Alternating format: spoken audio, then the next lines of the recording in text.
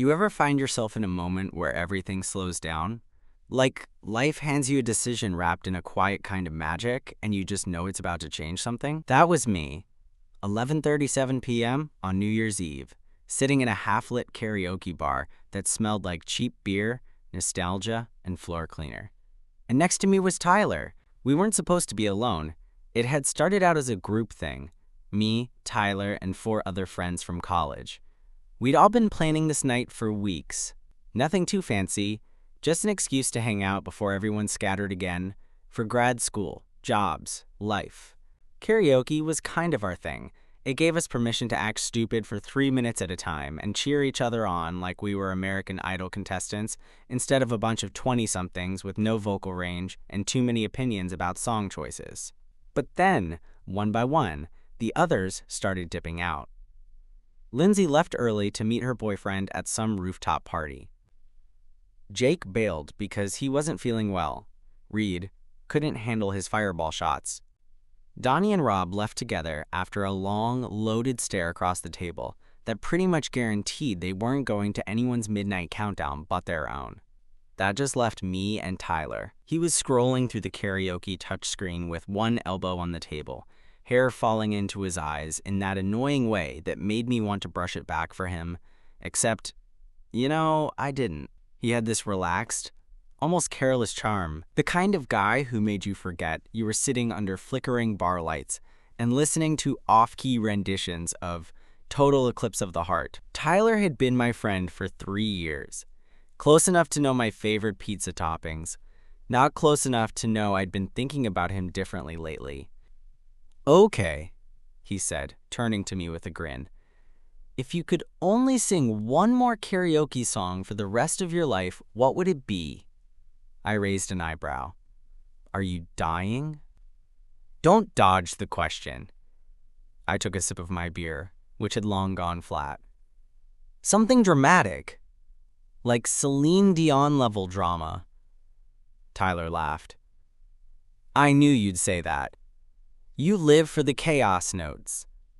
"Damn right I do." He leaned back in the booth, stretching his arms over the backrest, his shoulder brushing mine. He didn't move it. Neither did I. The countdown clock on the wall flashed in red. 23:44. 16 minutes until midnight. 16 minutes until the rest of the bar counted down together, yelled, "Happy New Year!" and kissed whoever they'd brought. And I didn't have anyone. Not unless you counted the guy whose flannel sleeve was currently pressed against mine. "You remember that night after finals?" Tyler asked suddenly. "The one where we ended up at that diner at 2 a.m. and split a plate of waffles?" "Yeah," I said, surprised he brought it up. "We talked about moving to New York." "Right," he nodded. "You said you'd live in a shoebox if it meant being surrounded by weirdos with ambition. You said you'd last 2 weeks before missing California." He smiled. Still true. There was a pause. Not awkward, but heavy. Tyler turned toward me, his voice a little lower. "You ever wonder what would have happened if we had just gone? You and me?" I looked at him then. Really looked. His face was softer in the dim light, open in a way I hadn't seen before. "Yeah," I said quietly. "I think about it sometimes." The countdown clock ticked down to 23:49. Something in the air shifted. Maybe it was the empty bar. Maybe it was the end of the year creeping up on us. Or maybe it was just time. But either way, I felt it. Something was about to happen. The moment should have passed. That's what usually happens, right? You get hit with something. Emotion, curiosity, even a flicker of want. And before you can act on it, life moves on. Someone interrupts. A song changes. A phone buzzes. Something. But nothing happened. The screen behind the bar kept glowing with looping karaoke credits. The bartender had long since disappeared into the back room, and the other stragglers, 2 older women laughing over their cocktails, had vanished without us noticing. It was just us now. Me, Tyler, and this almost silence. That countdown clock flashing 11:49 p.m., like it was daring us to do something about it. Tyler still hadn't moved his arm from behind me. If anything, he'd shifted closer. His denim sleeve now rested fully against mine, and I could feel the heat of him through our shirts. It should have been nothing, just two friends crowding a booth because the world had gotten smaller. But it wasn't nothing. Not to me. "You know," he said, voice quieter than before, "I didn't really want to come out tonight." I looked at him, surprised. "You were the one hyping it up in the group chat." "I know," he admitted, rubbing his thumb along the edge of the tabletop. "I thought it'd be good, but lately, I don't know. All the usual stuff feels a little off." "Off how?" he shrugged. "Everyone's coupling off, or moving, or figuring shit out, and I'm just kind of here." I nodded, understanding more than I wanted to admit. "You're not the only one." He turned toward me, eyes meeting mine. "Really?" "Yeah," I said. "Feels like everyone's playing musical chairs and I'm just circling the room, waiting for a seat that never opens up." That made him laugh, soft and real. "That's exactly it." We fell quiet again, not because there was nothing to say, but because something about the silence felt full. And then, Tyler said it. So casually I almost missed it. "I'm glad you stayed." My throat tightened a little. "Me too." He looked down, biting the inside of his cheek like he was deciding whether to keep going. Then, without lifting his gaze, he added, "Do you remember last year, that party at Nolan's, New Year's?" I groaned. "Barely. I was 2 vodka crans deep by 10 p.m. Tyler smiled. "Yeah, well, I remember you kissed that guy. What's his name? With the beanie." "Travis." "Right, Travis." I raised an eyebrow. "Didn't think you noticed." "I noticed," he said simply, and I remember thinking I was jealous. That hit me like a punch disguised as a compliment. I blinked, heart stumbling. "You were jealous?" Tyler finally looked up. His expression wasn't guarded anymore. It was open, honest, maybe even a little nervous. "Yeah." I didn't know what to do with it, so I laughed it off and drank too much beer and told myself it didn't matter. "And now?" He took a breath, eyes holding mine. "Now I'm kind of hoping you don't kiss anyone else tonight." The silence that followed was the loudest thing in the room. My brain scrambled for a response, but my body had already started leaning in, just a little, instinctively. "I won't," I said. I wasn't planning to. His smile was small, but there. "Good." The screen behind the bar flicked again, this time pulling up a new track. Someone must have queued it up hours ago and forgotten. "Fix You" by Coldplay. The opening chords played, soft and solemn. Tyler groaned. "God, what a mood killer," I laughed. "You know you love this song." He stood suddenly, holding out a hand. "All right then, come on." "What?" "You said you weren't leaving before the countdown, so let's go out swinging." "Last duet of the year?" I stared at his hand for a second, then took it. "You're serious?" "Absolutely not. But I'm also kind of drunk and definitely not letting you back out now." So I followed him, up to the little raised platform that passed for a stage. There was no spotlight, no audience, just the two of us, a mic stand, and a screen glowing with lyrics. We sang terribly. Off-key, half laughing, half mumbling through the verses. Tyler danced like a fool beside me, swaying dramatically with his hand on his chest. I joined in, too loud and too late to hit most of the notes. It was awful. It was perfect. By the time the bridge hit, he was standing close, so close I could feel the brush of his breath when he sang, if you could call it that. His voice cracked. I laughed. He shoved me playfully.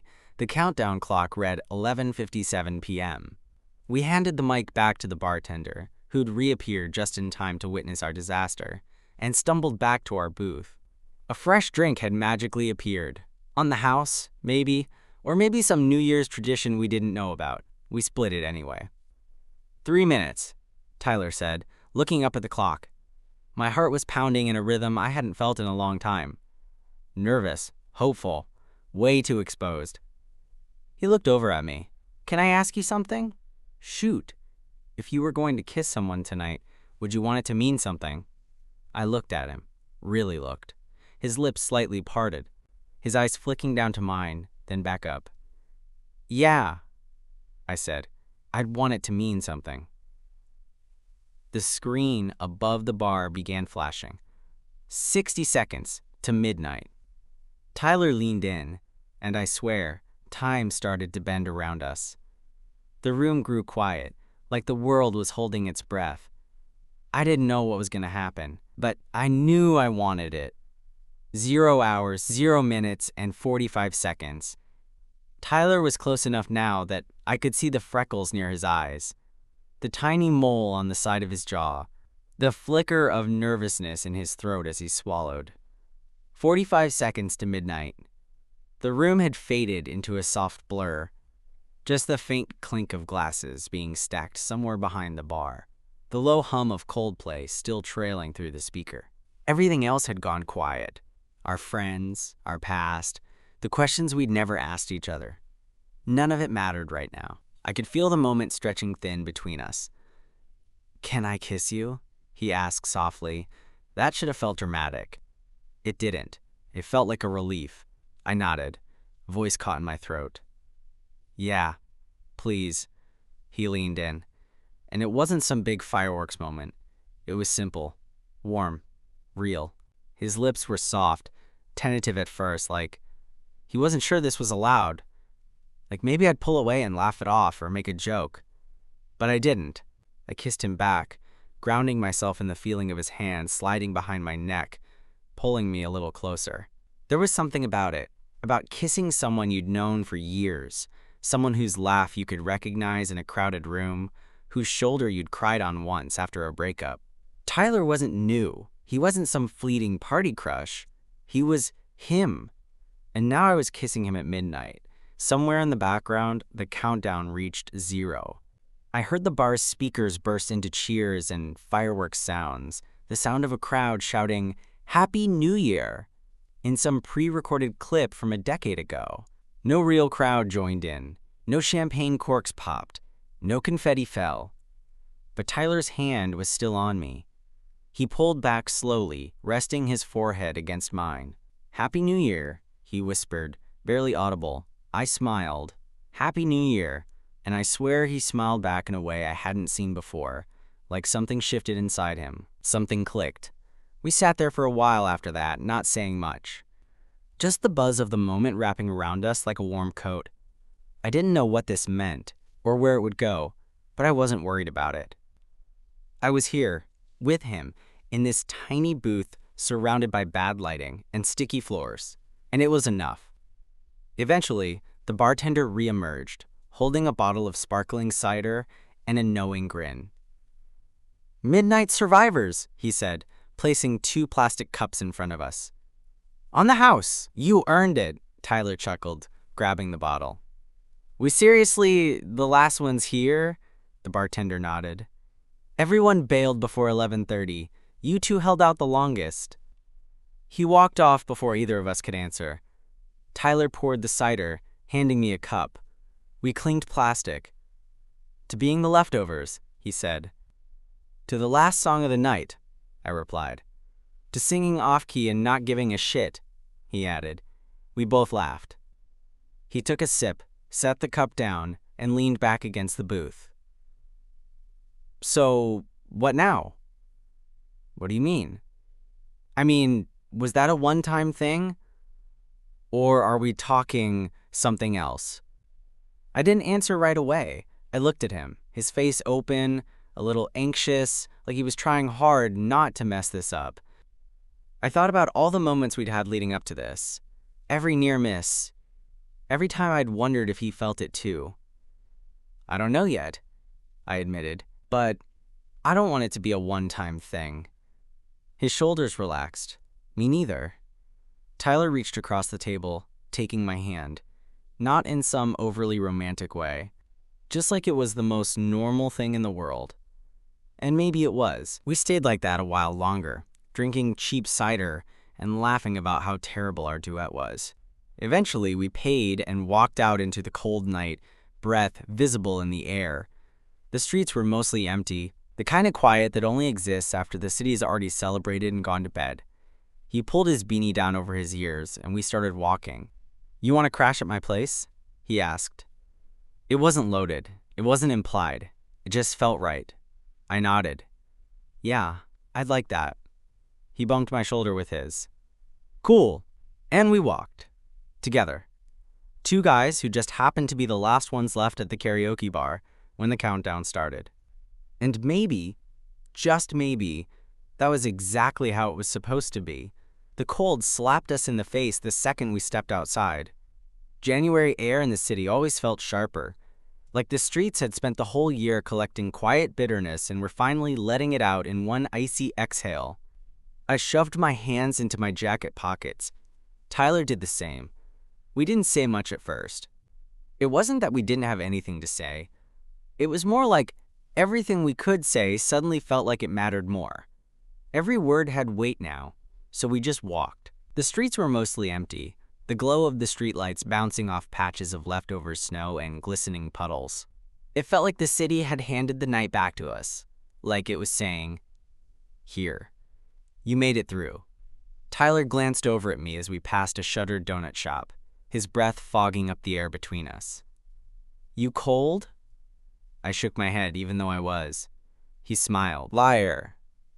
He moved a little closer, then gently pulled my arm so our jackets bumped, shoulder to shoulder.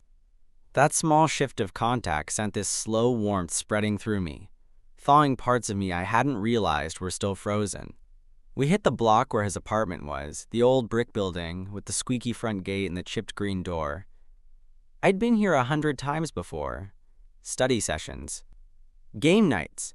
That one time I helped him build IKEA furniture and we ended up eating pizza on the floor, surrounded by Allen wrenches and badly translated instruction manuals. But tonight was different.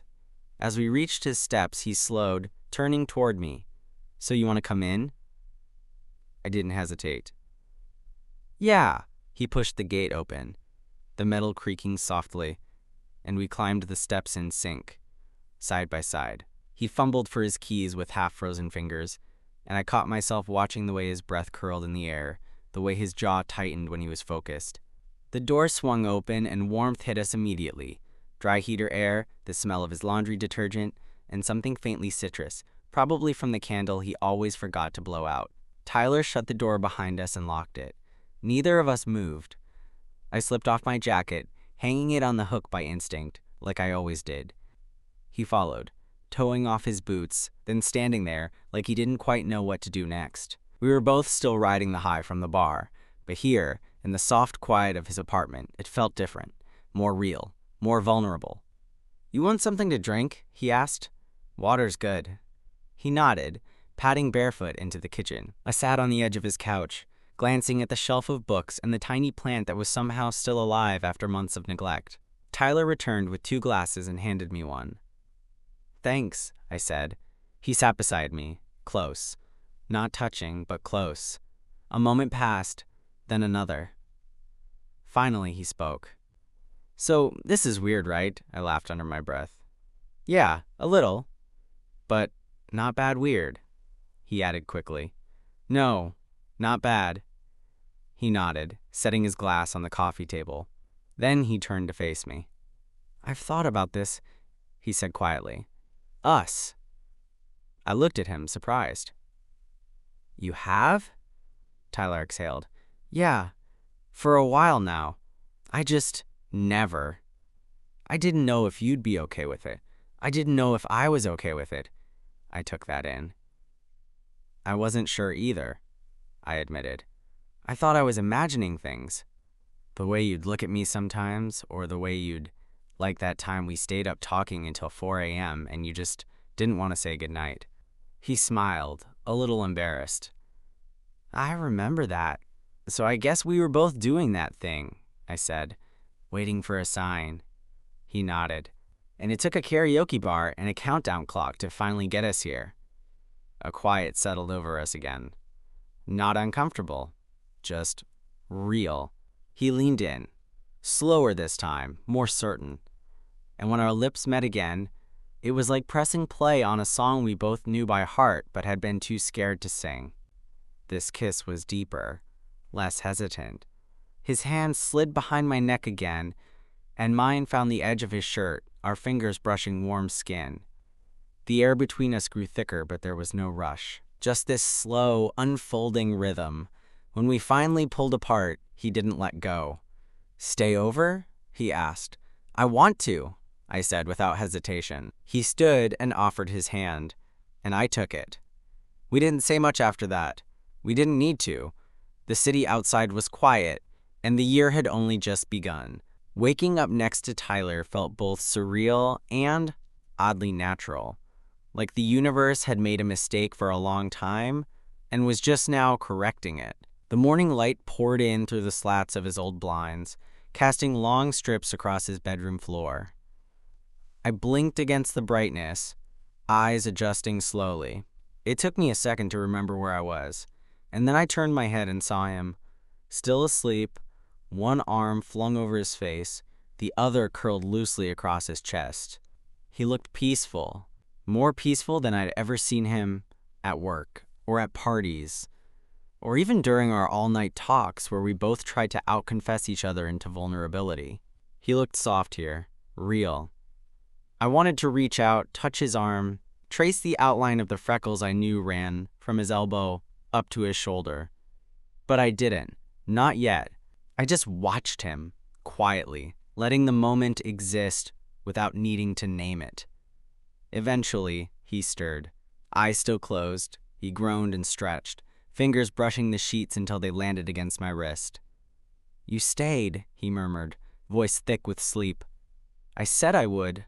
He smiled, eyes still closed. "Good." I rolled onto my side, propping my head up with one hand. "How's your hangover?" "Pending," he mumbled, "but worth it." He finally opened his eyes, blinking against the light, and then his gaze found mine. There was a moment there, a flicker of something unspoken, like we both felt the weight of this morning, this new version of us. "You good?" he asked softly. I nodded. "You?" He shifted, reaching out to trace a line down my forearm. "I'm not used to this," he admitted. "Me neither, but I don't want it to be a one-time thing," he added, like he was afraid that needed clarifying. "It's not," I said quickly. "I mean, I don't want it to be either." He nodded slowly, like he was letting himself believe that. Then he pushed the blanket off and sat up, running a hand through his sleep-messed hair. "Waffles?" I blinked. "What? Do you want waffles?" He turned to look at me, grinning. "I'm a terrible cook, but I have a toaster and exactly 2 Eggo waffles left." I laughed. "Romantic.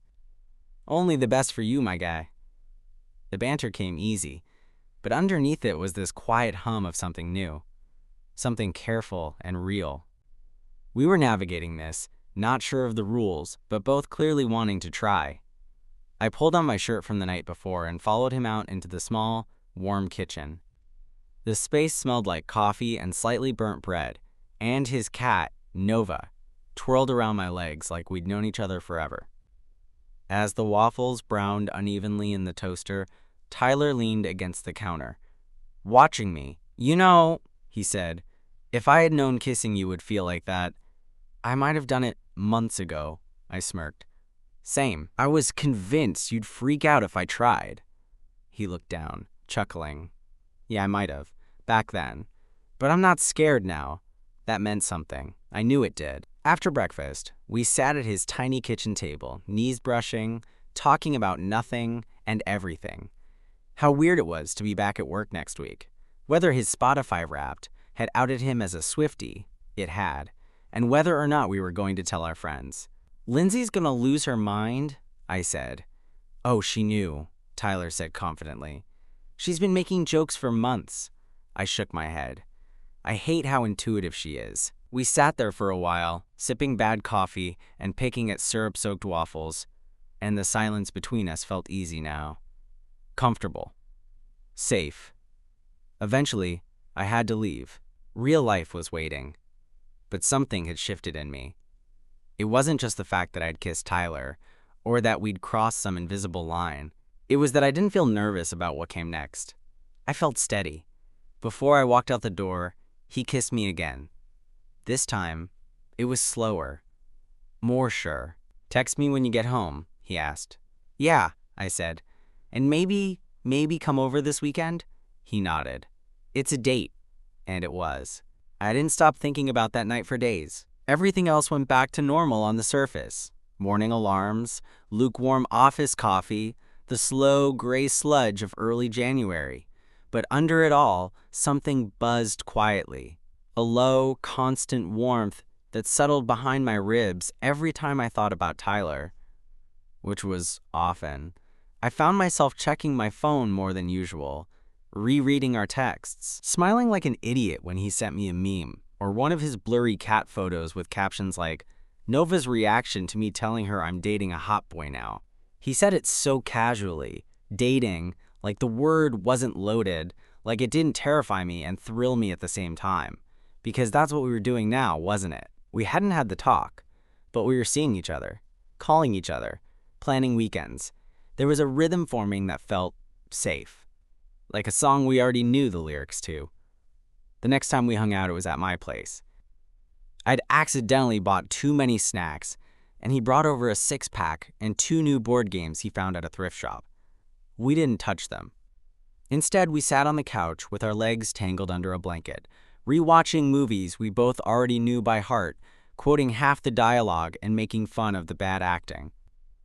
And somewhere between the third beer and the second act of a terrible horror movie, he looked over at me and asked, "This feels right, doesn't it?" I nodded. "It really does." It wasn't fireworks. It wasn't dramatic. But it was the kind of right that stays with you. And it started to become a pattern. He came over the next weekend. I went to his the one after that. We started grocery shopping together on Sundays, half joking like an old couple, but also choosing snacks we knew the other liked. He started leaving his charger at my place. I had a toothbrush in his bathroom. It all just unfolded. But as easy as it felt with Tyler, part of me still held my breath when we were out. At the grocery store, when he'd brush against me in the aisle. At the coffee shop near his place, where the barista raised an eyebrow the second she saw us sharing a muffin. Even at work, where I'd get this jolt of nerves when his name popped up on my screen, like someone might see our texts and connect the dots I wasn't ready for everyone to see yet. I hadn't told anyone. Not officially. Tyler hadn't either. We were both out, sure, but being out and being out together felt different. Riskier. Like naming this thing made it more real and more exposed. One night, we went back to the same karaoke bar. It wasn't planned. We were walking home after dinner and Tyler saw the neon sign, still buzzing faintly, and said, "Want to see if they remember us?" They didn't. The bartender was new. The room was emptier than usual. The magic wasn't quite the same. But we grabbed a booth anyway. This time, when he sat next to me, he rested his hand on my thigh and left it there. I didn't pull away. We didn't sing. We just talked. And near midnight, with the clock ticking over in soft red digits again, Tyler leaned in and said, "You ever think about how none of this would have happened if we left that night early?" I laughed. "Yeah, or if I hadn't agreed to sing Celine Dion with you." "You didn't agree," he said, smiling. "You were peer pressured." Whatever. It worked. He leaned in and kissed me, right there in the booth. No countdown. No fireworks. Just us. And for the first time, I didn't look around to see who was watching. We didn't come out all at once. Not in a dramatic Facebook post or some group text to our friends. It happened gradually, like most real things do.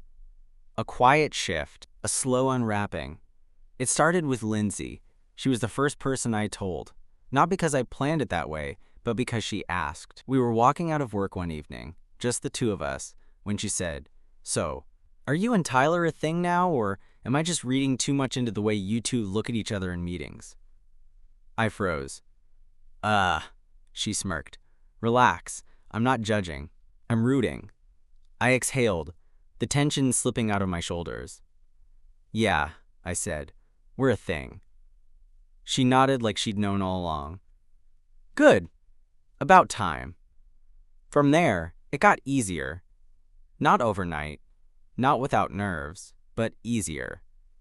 We told Jake and Danny next. Tyler told his sister. Then, one weekend, we went to a small party hosted by one of our mutual friends and arrived holding hands. No one blinked. Okay, Jake might have blinked. A lot. But it wasn't a big deal. Not the way I had built it up in my head. And after that, the weirdest part was how normal everything felt. Like we were just another couple. Not the couple. Not a statement. Just us. Tyler still made the worst coffee known to man. I still overwatered every plant in my apartment. We still disagreed about movies and laughed about dumb TikToks and forgot to do laundry until it became a crisis. But we also started doing things differently. He started staying over more often. I got used to waking up with his arm around me, or the way he talked in half sentences before caffeine. We developed rituals. Our Sunday grocery runs, our midweek check-ins, our dumb little Spotify playlists with names like Sad But Hot, and songs for making out, but not in a gross way. And one night, quietly, in the middle of folding laundry, he looked over at me and said, I love you. Just like that. No build-up, no music swelling in the background. I turned to look at him, socks still in my hands. Yeah? He nodded. I think I've loved you since that stupid karaoke night. I just didn't have words for it then. My heart beat so hard I felt it in my throat. I love you too, I said, and I meant it, every word. We didn't need a countdown clock this time. We just needed each other. A year passed. That part always surprises people when I tell them that what started as a spontaneous New Year's kiss in a rundown karaoke bar turned into something lasting. Something real.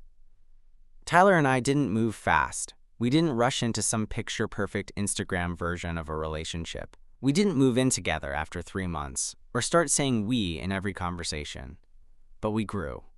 Slowly, intentionally, we figured out how to be a couple, without losing the friendship that had built us. We fought sometimes, about little things, about me leaving dishes in the sink, about him being late, about what to watch on movie night. But every fight ended the same way, one of us reaching out, not with some grand apology, but with honesty. I messed up. I should have said something sooner. I just wanted to feel heard. That was the difference with Tyler. We listened. We tried. We cared in ways that didn't always come easy, but always came back to love. We made it through hard stuff too. When his mom got sick that spring, I sat with him in waiting rooms and cooked dinners he forgot to eat. When I lost a freelance contract I was counting on, he covered my half of rent without making it weird. We learned how to be partners, how to hold space for each other without making it about ourselves. And on the next New Year's Eve, almost exactly 12 months after that night at the bar, we stood on the rooftop of our new apartment. Yeah, we finally moved in together, with sparklers in our hands and no countdown clock to distract us. Just the two of us. And a sky full of stars. He looked over, sparks lighting his face, and smiled that familiar smile. The one I'd fallen for 100 times in 100 different ways. What are you thinking about? He asked. I shrugged, smiling. Just how this started. He nodded. Best karaoke night of my life. I was so nervous, I admitted. He turned toward me, reaching out to lace our fingers together. I wasn't. No? He leaned in, forehead resting against mine. No, I was sure. And when the clock struck midnight again, we kissed.